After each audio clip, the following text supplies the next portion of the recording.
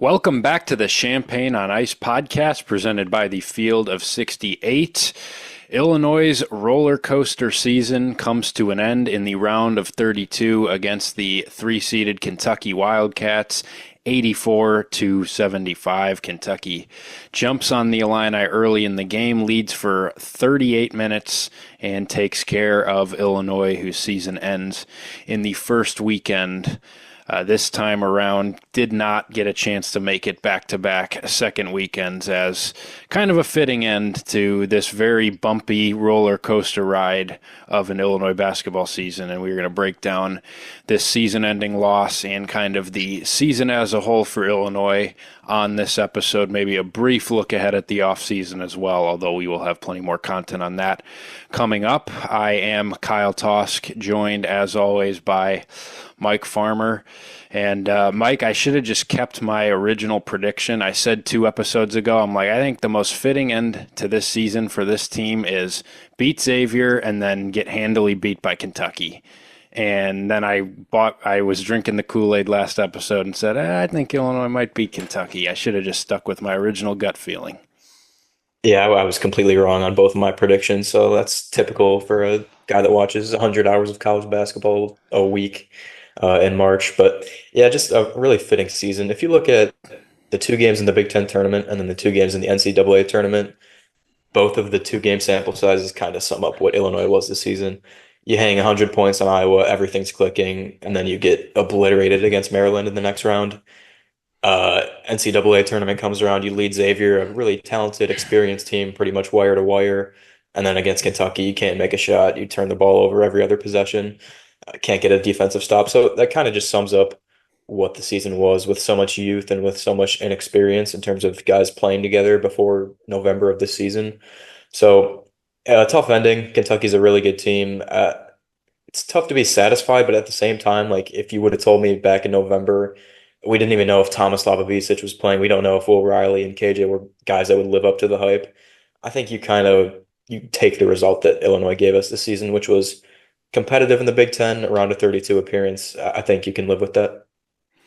Yeah, I definitely want to kind of grade the season as a whole a little bit later on, but let's start here with this game. Kentucky wins 84-75. As I mentioned, they pretty much led the entire game. Illinois made a few runs within, but Kentucky kept Illinois at arm's length for the majority of the game. The start of both halves were the biggest disaster for Illinois. Came out of the gates and dug themselves a pretty deep hole with turnovers early against a Kentucky defense that should not have been turning Illinois over the way that they did. In total, Illinois turns it over 14 times. They turned it over 8 times in the first 12 minutes of the game. Kentucky, I believe, scored 16 points off of those 8 turnovers in the first half. 26 points off turnovers is the number of the game in this one, and it's just too much to overcome for Illinois against a defense that we talked about in the preview should have been one that Illinois could have gotten comfortable against and kept up with Kentucky. We knew Kentucky was going to score and make shots. We can talk about the defense, which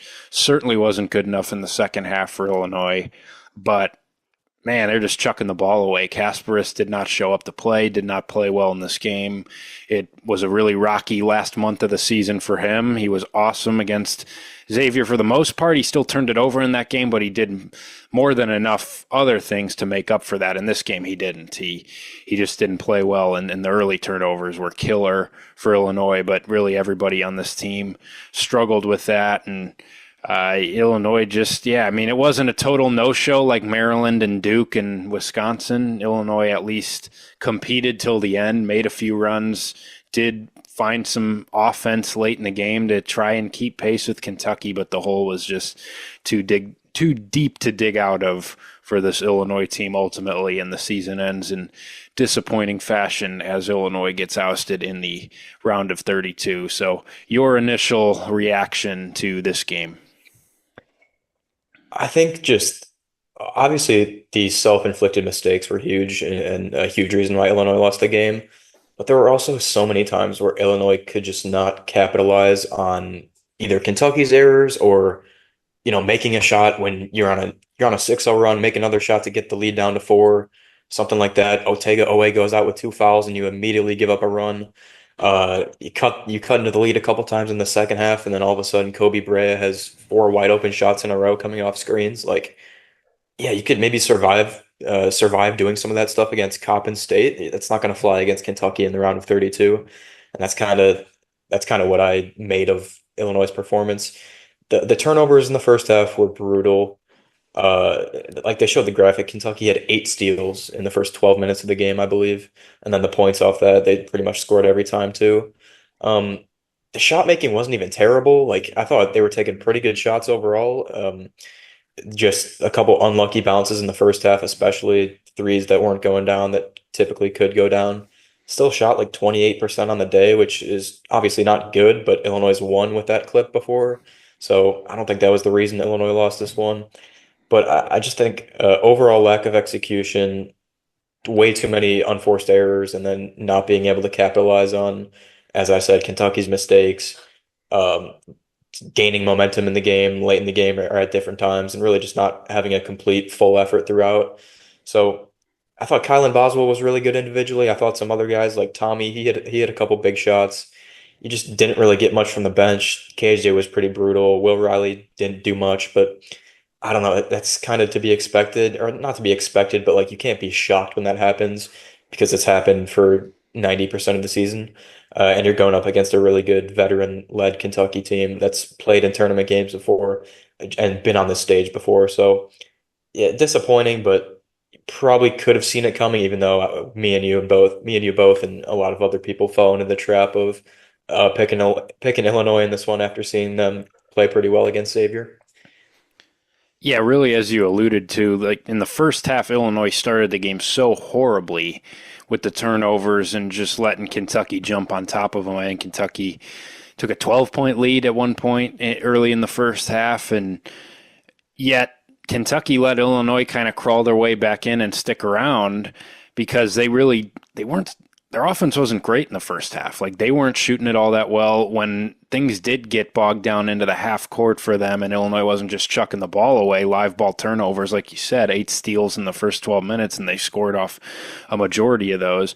They really weren't doing a whole lot offensively. Their shooters weren't making a ton of shots. Lamont Butler did make a couple big shots in the first half and kind of got them going. He was really, really good for them. You could see a guy that was playing in his 13th NCAA tournament game, had been in the national title game, hit one of the biggest shots in recent memory in the tournament with San Diego State. You saw his experience, and of course, he makes a couple threes after we talked about how he's turned into a non-shooter with his shoulder injury. Illinois goes under, which I can't possibly complain about after watching him play the last month. He just happens to make some of those. Other than that, though, they weren't all that great offensively in the first half and kind of just let Illinois creep their way back up. And all of a sudden you look up, Illinois is down 3 with a chance to get a stop going into halftime, and then a really unfortunate foul situation happens there where 2 Illinois guys run into each other. I forget who it was who fell down into Jake Davis, who then fouled a 3-point shooter. Just a disastrous sequence. So Kentucky gets that play, goes up 5 at halftime, and then you come out of the half and you start turning it over again, but also you just can't get a stop. I think Kentucky scored on 12 of their first 15 possessions in the second half. You let them get a couple runouts on more live ball turnovers coming out of the half, but then also you miss shots. Kentucky went down and you just could not keep them out of the paint, whether it was Owe or Butler. And then Brea, obviously, midway through the second half, got hot and just torched Illinois' drop coverage, which is just a nightmare to play against a guy who, if he gets to that mid-range pull-up, he's going to make that 98 times out of 100. It's basically a layup for a shooter that good. So Illinois, it dug themselves their own trap there. But yeah, defensively in the second half, it was just a putrid effort. And Illinois actually found some offense there in the second half, but unfortunately you just couldn't get enough stops to make it matter. You could not stop them enough to actually make it a close game, put real game pressure on them. And the start of both halves is what really doomed Illinois, because outside of that, Illinois had success and actually offensively wasn't horrible. As bad as Riley played, as bad as Kasparis played it. Illinois scored. Boswell played awesome in this game offensively, but when you dig yourselves the 2 holes that Illinois did at the start of both halves and just let Kentucky jump on top of you, then you're just chasing from behind the whole game. And we've seen all season long with this team that them trying to erase deficits has not been a winning formula. Yeah, they just haven't really done anything in that regard too much, besides like coming back against Purdue a little bit, some other times earlier in the season too. But they just you need veterans, you need guys that have been there before to, lead the team in huddles and come back and say, all right, we're down 10, but we're going to chip into it. We're going to come back and we're going to come out here with a win. Just didn't happen that much this year, which it's fine. But when you fall down by 15, as you were saying, in the round of 32, you're in trouble. And yeah, just when you can't capitalize on things like you cut the lead to 5 at half, as you're saying, and then immediately give up a huge run out of the break, got to call a timeout or whatever immediately. And then you're just chasing and chasing and chasing for the next 20 minutes. Like you're in trouble there. Against a veteran-led team in Kentucky that's been there before, you have virtually no chance of coming back, even if you shoot 60% from 3.5. My roommate said something during the game. I literally said out loud, I think early in the second half, Illinois might shoot 50% from 3 in this half, and they're still going to lose this game. Yep. I don't know if they did that, but it seemed pretty close because Illinois was good offensively in the second half. But as you said, a couple runouts, and all of a sudden the lead's 15 for Kentucky, and then Kobe Brea just comes off screens, and there's about 10 feet of separation between whoever was in drop coverage, Mraz or Tommy, and then a guy just trailing him coming off the screen. 100% shooting, 100% shooter in terms of that shot. He was the best shooter in the country at Dayton last year. Like that's a layup, as you said. So like they came back. There were a couple weird calls. I don't think those mattered at all in the long term. Yeah, the Kasparis 3 with like a minute and a half left. That the refs got to sit around a monitor all together and watch themselves blow a call. But they can't do anything about it. They actually gave the ball to Kentucky because it grazed his leg. It again wouldn't have mattered, but it's just funny that I love it when refs get to watch their own blown call like 18 times to make a different call because they can't actually change the blown call. It's just one of the best things, really one of the worst things. Yeah, no, that's brutal. And also with that call, I've watched enough college basketball. You can kind of tell when you know a call is going to get reversed. I feel like that type of call where I guess you can see it graze his leg, but like that's not conclusive evidence. I don't think that should have been reversed, but that's besides the point. Illinois beat themselves in this game. That call was not changing anything and probably not going to send Illinois to the Sweet 16. But yeah, overall, just lack of execution, and you dug yourself too deep a hole, and Illinois has proved for the most part this season, they got to be up or they got to have a 60% shooting half to win games or just be playing a lesser opponent, which Kentucky wasn't. So a major props to Kentucky. Like Illinois had the advantage in terms of, I think, the draw, being in Milwaukee, having a lot of star power. Illinois was finally healthy. Kentucky was pretty banged up with Butler and Robinson and Kriisa. So major props to them. Illinois just got beat by the better team and just did not have their best showing. Yeah, the experience difference between the two teams actually showed up in this game. It didn't against Xavier, and I was worried about that when I first saw the draw because this is such an experienced Kentucky team, a bunch of old guys out there. Xavier had the same thing. Illinois obliterated them, and Illinois' freshmen played great in that game. In this one, you just saw a very experienced, old, veteran-laden Kentucky team who came out of both halves very composed, matter of fact, executed well. Illinois did not. Illinois poorly executed offense, poorly executed defense, terrible turnovers, lack of composure. Illinois obviously runs so much through their two high-usage freshmen in KJ and Will, and both those guys just were overwhelmed in this matchup, which I didn't expect based on the personnel that Kentucky had. Now, to be fair, Lamont Butler is an elite-level defender. Kentucky as a whole defensively hasn't been very good, but he is an elite-level defender, and he was all up in KJ, just dominated him really on the ball. It was just he won that matchup. He really, really bothered KJ early in the game. And then Will Riley just was very ineffective in this game, and man, Amari Williams got switched onto him and just physically dominated Will. Like it was almost like a dad playing with his 3-year-old son on like a Little Tykes hoop when Will got the switch. Like it was that effortless that he was blocking his shots. I felt bad for Will, but also like, man, it's tough to watch because you should have an advantage when you get those matchups. And Kentucky just really spooked those guys, and they looked, both those guys played so well against Xavier, met the moments, and again, like you said originally, you probably should have been expected a little bit. It's obviously disappointing to see those two guys play this way because you just can't survive that in a game against this caliber team. But again, that's just part of what this season was, and the amount of stock that Illinois put into those two guys as being their two best players.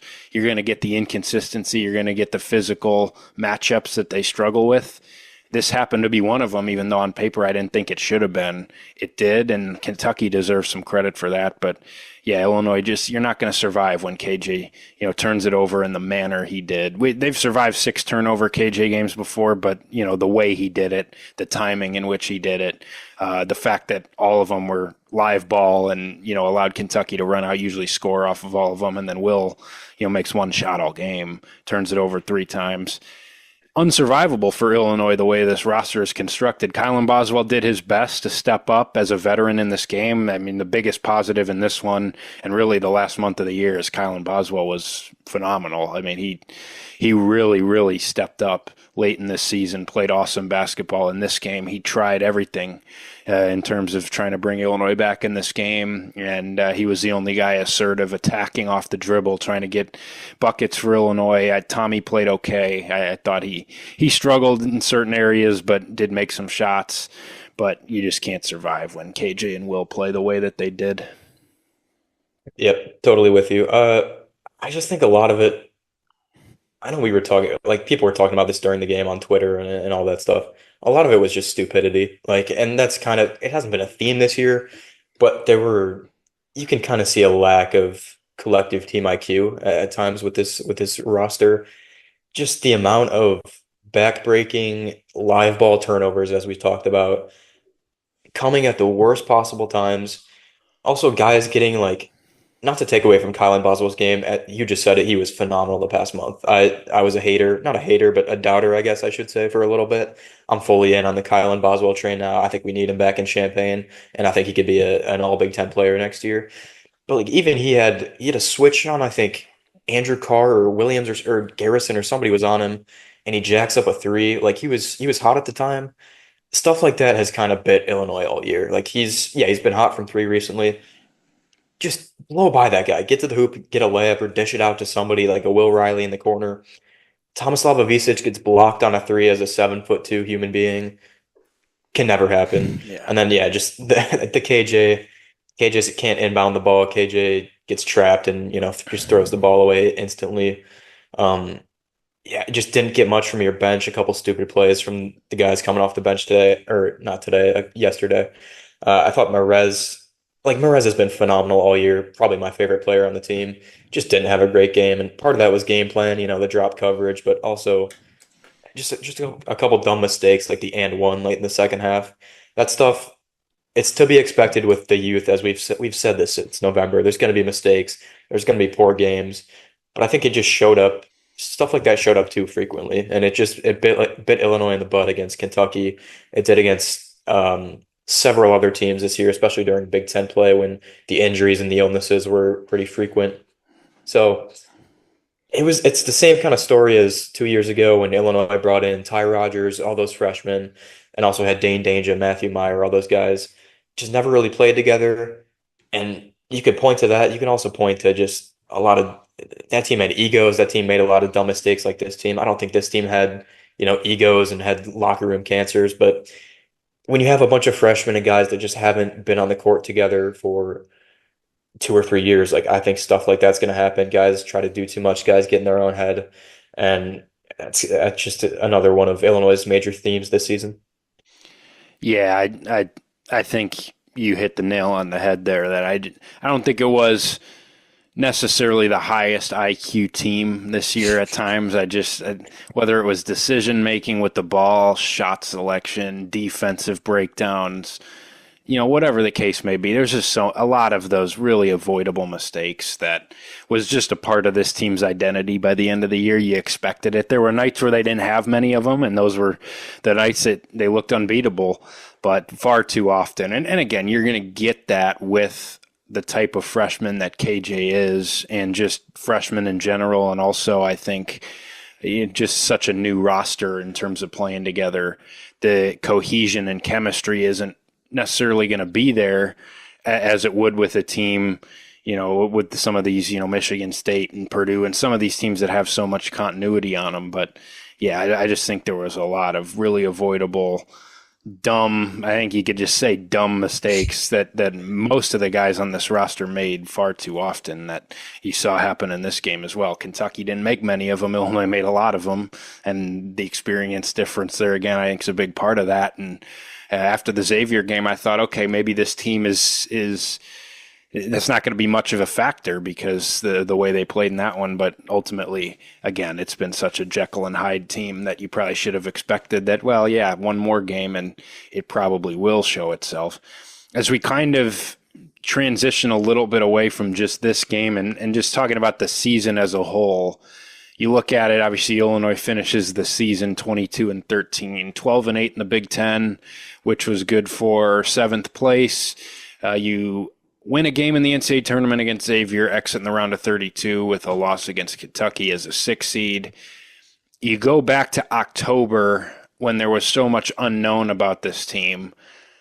I think you lay out all those things, 22-win season, and just the way it played out, especially when you have the context of some of the individual performances you got. I don't think in isolation it's a terrible season by any means. It's not. I still would consider this a good season for Illinois, but I think it's very fair to say that there was a lot of meat left on the bone for this team, and I think it could have been a better team than it was based on the talent that was on the roster and based on some of the high points that we saw. Ultimately, it just didn't come to fruition with this group. And, there was just so many points throughout the season where we thought it could, and stretches that we pointed to and said, maybe this is the stretch where things really start to piece together. Really, when you look through the season, it was a lot of, isolated, really fantastic performances, and you just really didn't sustain it for much. And that was just the story of this season, was the roller coaster ride that you rode with this team. And I know it became so cliche to say by the end of the year, but just you really didn't know which team was going to show up on any given night. And that included both the Big Ten tournament and NCAA tournament, like you said earlier, which I think were both perfect microcosms of what this team was. In an ideal world, you had that early in the year for maybe a month or two, and then you started to build that consistency, that comfort with everybody on this team. You had your freshmen really peaking at the right time, fully adjusted to college basketball, finding their groove. You had your role players really settling into roles, playing their best basketball, and the hope was, okay, yeah, there's going to be some inconsistency. There's going to be some ups and downs for a while, but ultimately come March, we want to really round into form and ultimately reach the very high ceiling that I still believe this team had. We just never got to see it. And I think there's many reasons that happened. Ultimately, I do think that piecing a roster together of just one returning rotation player, 10 new guys, and a lot of them being young freshmen or guys that have come from overseas and haven't played high major college basketball is probably the number one reason that happened. I think it's just so hard, even if you want to create a vision of what, this team could mold into. It's just so hard to have high level success when you do that. And I don't think that that's something that Brad Underwood really wants to have happen again. You got to give him credit for building this level of roster with what he had to work with back earlier last offseason. But I think that's a big part of it. The youth is a big part of it. And we can talk, obviously, the shooting's a huge part of it. The defensive struggles are a huge part of it. There's a lot of different things. The sicknesses are a huge part of it. But that's just kind of how I would lay out like my full reflection on what this season was. I think it's going to be weird. I've everybody's made this comparison a million times since November in terms of this team looking like the 2022-2023 team in terms of roster construction and the pieces and how they fit and all that stuff. I think when you look back at that team now, you can see why it didn't work. You see, like, the freshmen just didn't really pan out. That four-man freshman class of Ty Rogers, Sky Clark, Jaden Epps, and Sincere Harris were projected to be really good college players.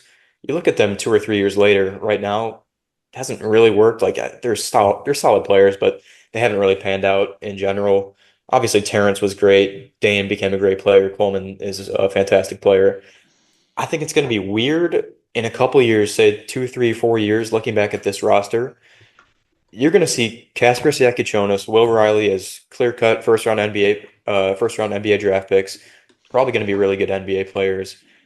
Kylan Boswell would, like, you look back and see Kylan Boswell and Trey White and a 21-year-old Tomislav Ivasic. You look at like their season-long numbers, they're going to look pretty good, minus the overall three-point shooting averages. Like, they're going to look good, and you're going to have a young freshman Mraz, a young Drake Gibbs Lawhorn, and I think in a couple of years you're going to be looking back at those guys and saying, like, why wasn't Illinois better? And I think it's going to be tough because at that point, you're going to have forgotten about the injuries that they dealt with, the illnesses, the fact that they really hadn't played together until like June of this year when guys were still getting recruited and signing to come play with Illinois. So you're going to see so much talent, and obviously 22 wins, a round of 32 appearance is nothing to be pissed off about. But I think it's going to be confusing in terms of why weren't they better? Why wasn't this team a Elite Eight team or something like the team the year before? Like, I saw a Michigan State fan, I think, tweet something saying of all the teams eliminated from the NCAA tournament, Illinois still has the highest ceiling, which is, I thought that was pretty funny actually.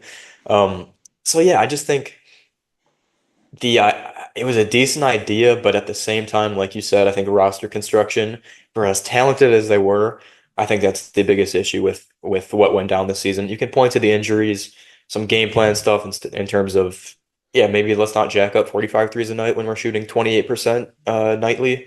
The injuries, the illnesses, all that stuff, you can point to that. But I do think, as you just said, you can't build a roster nowadays around 10 guys that haven't played together if they're mostly freshmen. The team we just played, they did the exact same thing. But guess what? Lamont Butler was in the title game 2 years ago. Jackson Robinson was a great player at BYU. Kirk Reese has been around the block. Amari Williams is a 5-year. They're all 24-year-olds. They're not 18-year-olds coming from Europe who are just playing. I guess he was with FC Barcelona or Madrid or whatever. Will Riley, like they were playing AAU last year. They were playing AAU 9 months ago, and you expect them to come in and make a Final Four or something for even as talented as they are. Probably not going to happen in today's college basketball world where there's so many 23 and 24-year-olds that have been doing it for just half a decade at this point, whereas these guys haven't really. So I think it's tough just seeing how talented these guys were. You have like Ben Hummerkaus preseason being hyped up as a potential NBA draft pick. John Fanta calls him the next Dalton Connect. Like, stuff like that gets in your head when, as an Illinois fan, even as a Big Ten fan, like, you see this team and how special they could be. And, because of the construction and some of the individual stuff that happened this season, a tough strength of schedule, all the stuff that we've talked about for the past 5 months, it didn't end up with Illinois being one of the best teams in the country, and that's all right. It hurts as a fan, but I think we saw a similar thing a couple years ago, even though there were slightly different circumstances. But I think you just got to live with it. It was still great moments on the season, beating Purdue, going to Oregon and beating them by 40, Arkansas on Thanksgiving, beating Indiana by 40, going up by like almost 50 points at Assembly Hall. That's crazy. Still won a tournament game, still made it to the Big Ten tournament quarterfinals, but then obviously a handful of lowlights, including the Kentucky loss just now. Yeah, I couldn't agree more with that. On the court wise, the biggest thing, obviously, offensively, was this team didn't turn out to be a good shooting team at all. When the plan was, or the vision was, that this was going to be an elite shooting team, and that's how the offense was constructed. And I know you can, go back and forth and be frustrated at times with Illinois' tendency to shoot and the fact that they were one of the highest volume of three-point shooting teams in the country. Ultimately, they expected this roster to be a lot better at shooting, and that was, based on what the personnel was on this roster and the style of offense Illinois was playing, especially when Tomislav Ivicic was on the floor as your five-man, it made sense based on how this team was constructed. It just didn't pan out because Kylan Boswell had a disastrous shooting season. Ben Rickhouse did not live up to the caliber of shooter that Illinois thought they were getting. Trey White, for the first 12 games of conference play, made like 3 threes. Will Riley was not the shooter that you thought he could be. Kasparas Yakichonis, his difficulty of shot, I think, had a lot to do with it, but he ended the season not shooting it as well as maybe you thought. And really, Tommy was probably the guy that shot it about what you thought he was going to shoot it, and he was huge when he was making shots, and you saw how much that made Illinois so hard to guard. And even still, when guys weren't making shots, it's not like Illinois had a bunch of non-shooters on the floor where you can dork them like Illinois would do to teams, because this guy has. I would love if he takes this three. There's capable shooters on the floor, just low percentage this year as a team. Illinois finishes outside the top 300 in three-point percentage. Based on how this roster was constructed, it can't happen. And it did. And Illinois, I think there was some stubbornness from the staff in terms of adjusting that style of offense based on as we got deeper into the season and continued to see the three-point struggles. But at the same time, it's so hard to overhaul an offense mid-season. You build an offense and you try to fit it around your personnel.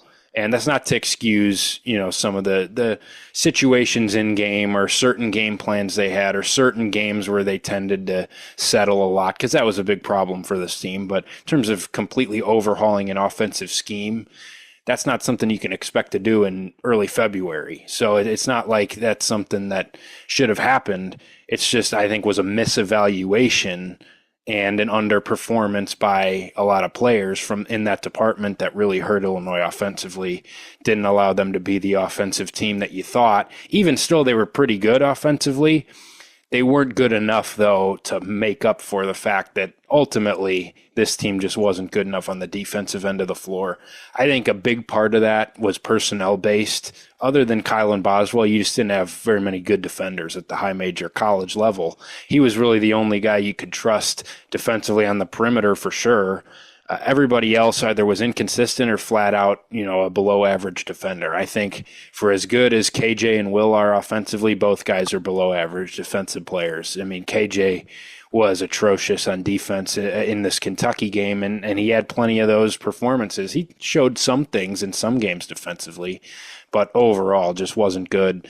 Will Riley, I don't think, was a great defender on the whole. I think screen navigation was a big flaw of his that really hurt, and those were matchups that he was tasked with a lot, just really struggled from a speed and physicality perspective to fight over screens and chase shooters around the floor.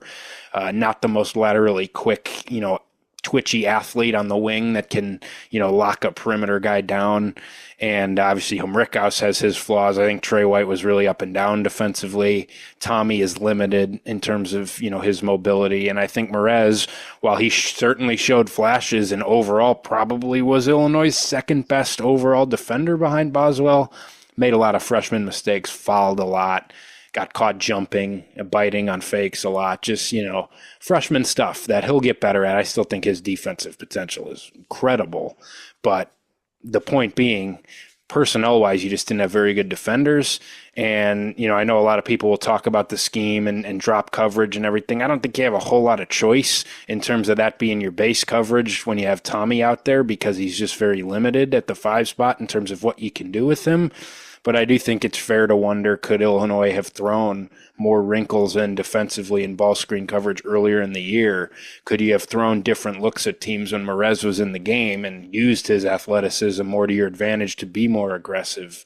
I just think teams were way too comfortable against Illinois offensively, and you can get away with being a below average, defense that struggles to get stops if and only if you are the elite offensive team that the team last year was, with Terrence Shannon and Marcus Damask, one of the best offenses in modern history from an efficiency perspective. If you're that elite offensively, you can be bad defensively and still win a lot of games. This team just wasn't that, and so you just couldn't overcome it. Are we still gonna have fire Tyler Underwood talks this season after Illinois finishes top 15 in Ken Palm? And obviously what they did last year being one of the best offenses in literal history. Yeah, I mean, I do think the coaching staff is probably going to get a new assistant, but it is funny. Yeah, I think Tyler Underwood's very low on my personal list of issues with Illinois right now. Yeah, I'm with you. I don't really want to regurgitate what you just said. You just made great points about the defense and, personnel issues and changing coverages is tough to do midseason with what you have and with all the injuries you dealt with. I want to get your thoughts because I've been That's seeing in another the big past. part of it. That's a great point though with the injuries and I mean, stuff. yeah, you didn't have anybody. Even if you wanted to make these whole scale changes in February, You had six guys at practice. Tommy wasn't practicing, so that puts you in a bind. Yeah, exactly. So I think a lot of factors went into it. You got what you got, and I don't know, it wasn't great, but you live with it. I want to get your thoughts because in the past like 24 hours on Twitter and on websites everywhere, I've been seeing like Kasparas Yakichonis legacy discussions at Illinois. Like people are they going to forget him instantly? I just have one point to make about this. It seems like the general opinion on KJ right now is pretty sour, or at least like the guys that hate him right now are being the loudest, which is pretty typical. But then with Will Riley, it's like, yeah, Will Riley's going to be a star in the NBA. If those two guys' seasons flipped, where like Will Riley was a beast in December and January, and KJ fell off a little bit in terms of February and March, like the discussion would be completely flipped. It's just, I think it's the most clear-cut example of like a recency bias of all time. People were ready to hang KJ's jersey from the rafters after that, like after the Oregon game and after those games in January, after Arkansas saving us at Northwestern almost. And then Will Riley was non-existent for like 6 weeks in the middle of the season, and nobody was really talking about him. So I think it's just people being angry about a whole lot of things in general and taking it out on KJ, to be honest. Yeah, the problem with KJ, just the way people view him, I think, is that he's being evaluated on like a star player scale as opposed to a freshman scale because that's the role he played for Illinois. And I think, I mean, that's how Illinois built the team. It's no fault of his.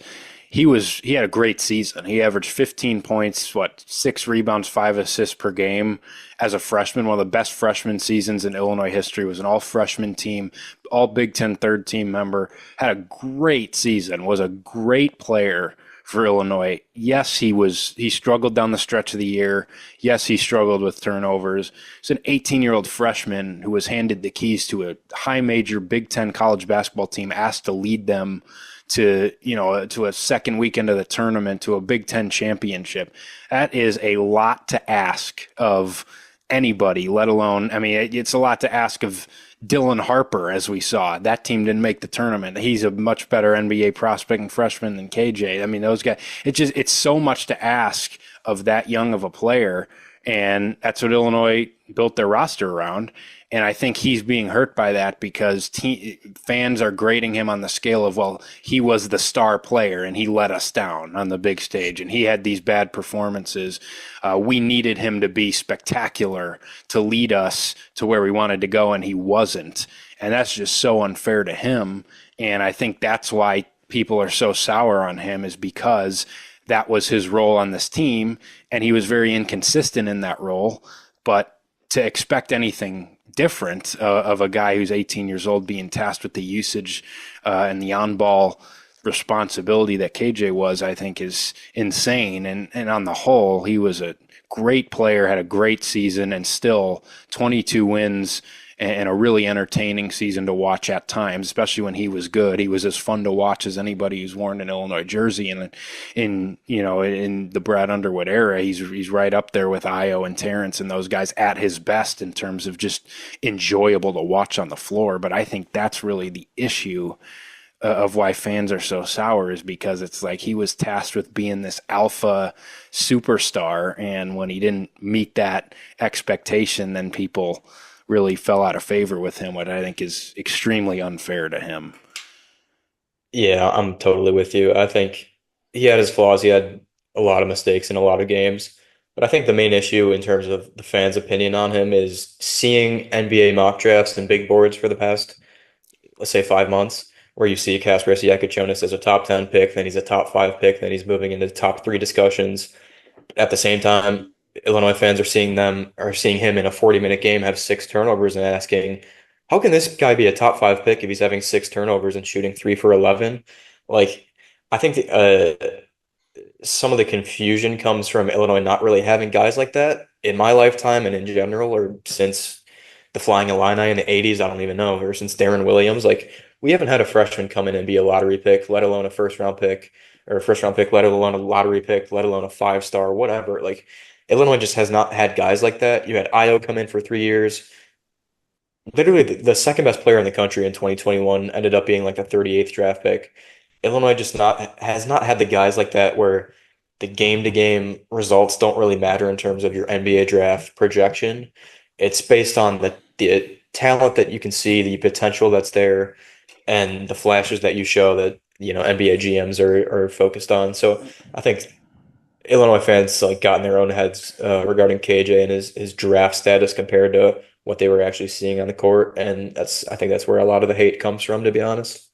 Yeah, I think that's a great point. And just the fact, too, that people realize part of the mock draft, seeing him so high on draft boards is that people know that this is the only year you're going to get of him and that he's not the typical freshman and that, okay, he's going to keep progressing. What could he be next year and the year after? This is it. So he needs to be as good as possible right now.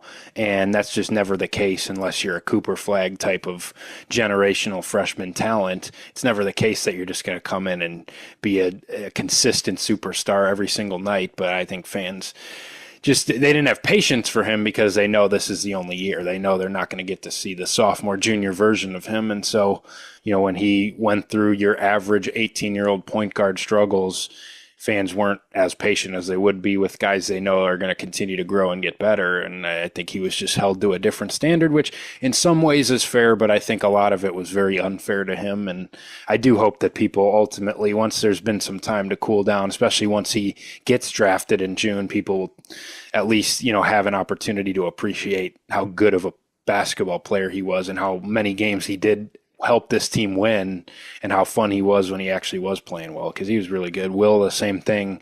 Will's growth throughout the year was awesome. And I do think, like you said, people have a lot more favorable, lasting picture of Will just based on the fact that he ended the season really strong. KJ ended the season really poorly. There's your lasting image. And ultimately, I think KJ actually had the better overall season, but Will also, just the way he grew, the way he busted out of that slump that he went through and adjusted and finished the year so strong. Illinois is nowhere near a 6 seed, nowhere even near the round of 32 if Will Riley didn't make the leap and progression that he did in February and March. So I think both those guys deserve to be applauded for the seasons they had, and I hope both of them represent Illinois well in the NBA draft or in the NBA because they'll be the Illini's first two or the second and third first round picks. God, I cannot speak. It'll be the Illini's second and third first round draft picks since 2012, following Terrence Shannon last year. If both go in the first round, which I think both will, which kind of transitions me into the last thing I want to hit on here and just give a brief thought, because we are going to do probably early next week is when it'll be released, but we'll do a full off-season preview episode where we do preview who's leaving, who's coming back, who do we want to come back, what are Illinois' biggest needs in the off-season, and plenty of off-season storylines. We're going to do a separate episode on that. But I just want a quick thought entering the off-season from you, just on kind of what you hope the direction is that Illinois takes, and maybe just some lasting things from this year that you're hopeful of carrying into next year. Because what I was about to say was those guys are both going to be first-round picks, in my opinion. Those guys are both going to be gone. So I know well, KJ turned it over 6 times against Kentucky. He should really come back. It's just not going to happen. Will Riley, I think there's maybe a very slim chance that, just because I've heard that from reading some things, that there's just some mixed opinions on him at the NBA level. I think he played way too well to not go in the first round. So I'd mentally move on from both those guys. But other than that, the offseason should be very interesting for Illinois. So sorry for rambling on forever, but just a quick offseason thought from you, and then we'll dive deeper into it next episode. I'm pretty aware this is the consensus opinion already.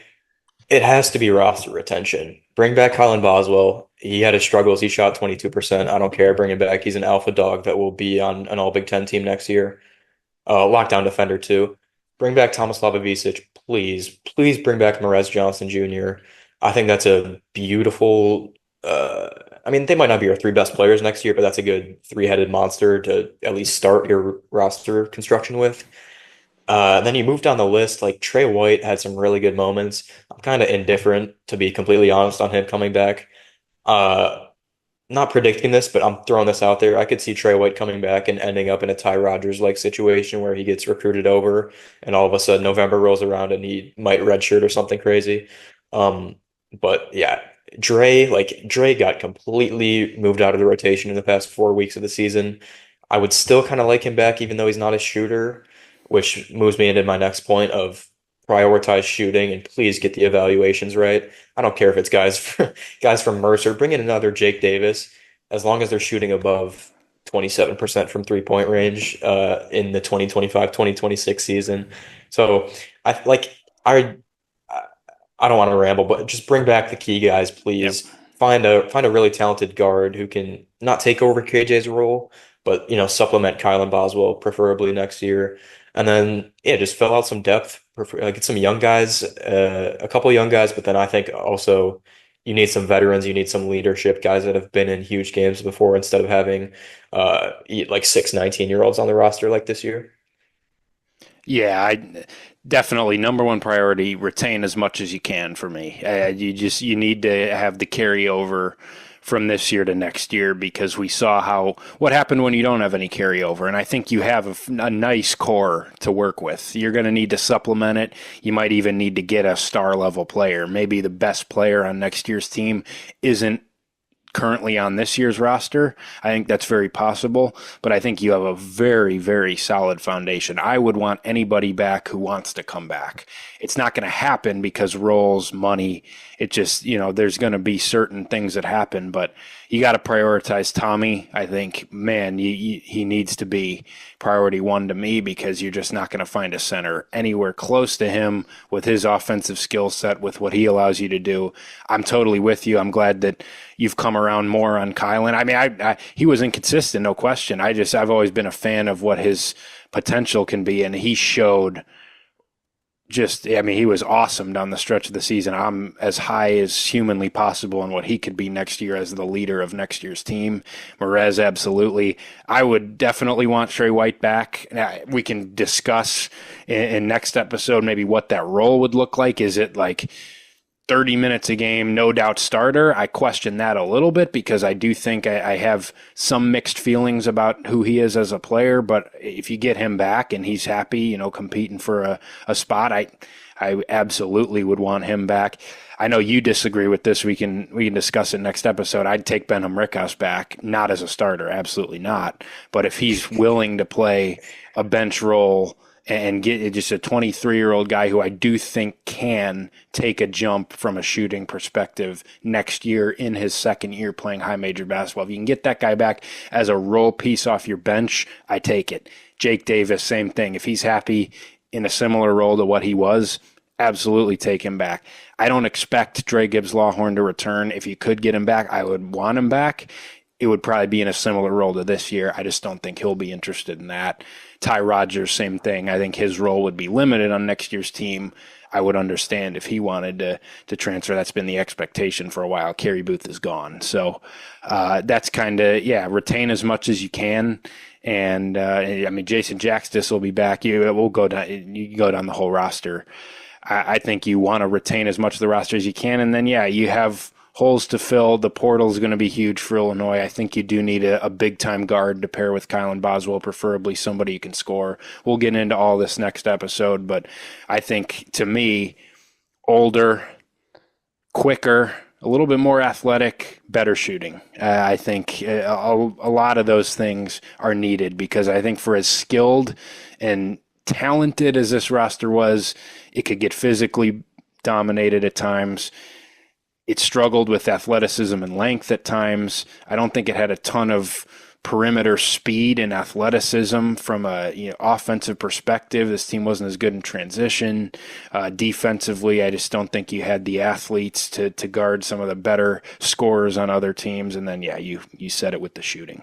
Got to get better shooting on next year's team. You got to be a better shooting team than 300 and whatever they finished at. I'm just trying to pull it up here. They finished the season, or as they sit today, 304th in Division I in three-point percentage. That needs to improve. So, we'll talk about all that on next episode, which will be our off-season preview episode.